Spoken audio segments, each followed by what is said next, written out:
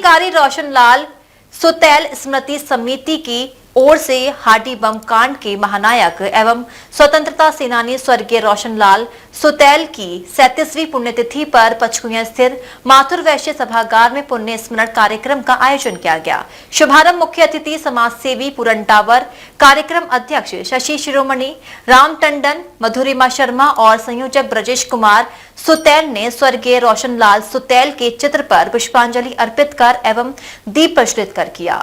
स्वतंत्रता संग्राम के गौरवशाली इतिहास तथा क्रांतिकारियों के अद्वितीय बलिदान को नई पीढ़ी तक पहुंचाने के उद्देश्य से इस पुण्य स्मरण समारोह का आयोजन किया गया। रोशनलाल सुतैल ब्रिटिश सरकार की 76 स्वतंत्रता संग्राम के उन जाबाज क्रांतिकारियों की सूची में पहले स्थान पर थे, जिन्होंने अंग्रेजी हुकूमत की नींव हिलाने में महत्वपूर्ण भूमिका निभाई। कार्यक्रम में मुख्य अतिथि के तौर पर पधारे पूरन टावर ने कहा कि रोशनलाल सुतैल का जीवन त्याग, साहस, राष्ट्रभक्ति और जनसेवा का अनुपम उदाहरण है। संयोजक ब्रजेश कुमार सुतैल ने बताया कि नूरी दरवाजा स्थित 2 मंजिला भवन में शहीद ए आजम भगत सिंह के अज्ञातवास के दौरान रोशनलाल सुतैल ने बम निर्माण का प्रशिक्षण प्राप्त किया था। वर्ष 1930 में वे बाल भारत सभा से जुड़े और क्रांतिकारी गतिविधियों में सक्रिय हो गए।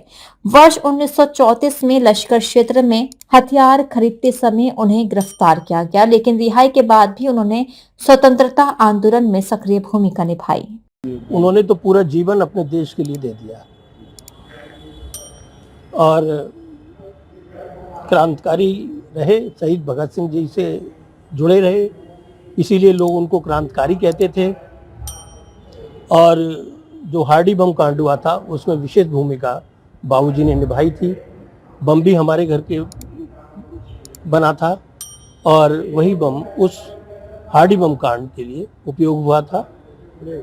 और पिताजी को हमने देखा था, जब भी उनसे हम बात करते थे वो देश की बात करते थे कि मुझे देश के लिए जीना है। कार्यक्रम प्रभारी सुमन सुतैल ने बताया कि ब्रिटिश शासन के अत्याचारों से आक्रोशित होकर वर्ष 1940 में ऐतिहासिक राम बारात के दौरान तत्कालीन ब्रिटिश कलेक्टर पर हार्डी बम फेंकने की योजना बनाई गई। इस योजना में 14 क्रांतिकारियों ने भाग लिया, जिसमें रोशनलाल सुतैल और वासुदेव गुप्ता ने बीरनगंज में कलेक्ट्रेट पर बम फेंका। घटना के बाद उन्हें अन्य क्रांतिकारियों के साथ गिरफ्तार कर केंद्रीय कारागार और बाद में फतेहगढ़ केंद्रीय जेल भेजा गया और 9 अप्रैल 1945 में रिहा किया गया, जिसमें उन्होंने 6 माह तक काल कोठरी में कठोर यातनाएं झेली।